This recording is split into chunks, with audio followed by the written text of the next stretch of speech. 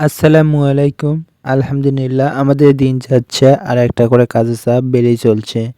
আমি একটু গায়ের দুধ কিনে নিয়ে এসে গরম করলাম, গরম করে বাচ্চাকে খাওয়াবো। তার কারণ ৩টা বাচ্চা একেবারে মায়ের দুধ পায় না, অল্প পায়। তার কারণ ৩টা বাচ্চা কিন্তু হয় না। ২টো বাচ্চা হলে তাহলে মায়ের দুধ দিয়েই পেট ভরতো। ওই জন্য আমি দুধ কিনে নিয়ে আসলাম। ওদের বাচ্চাকে একটু খাওয়াচ্ছি। আজকে ১ম দিন অল্প করেই দিলাম, একটু করে খাচ্ছে।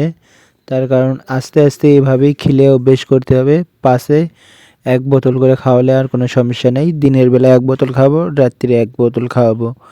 তার কারণ আমার ৩টা বাচ্চা, ৩টাকেই আমি খাওয়ানোর চেষ্টা করতেছি।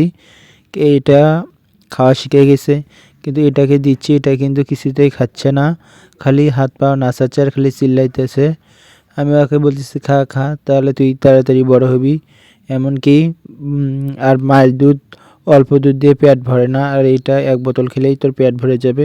ও কিছুতেই বুঝতেছে না। তারপর ওকে ছেড়ে দিলাম যে যা না খালি, একটা খালেই যথেষ্ট। সবাই ভালো থাকবেন। আসসালামু আলাইকুম।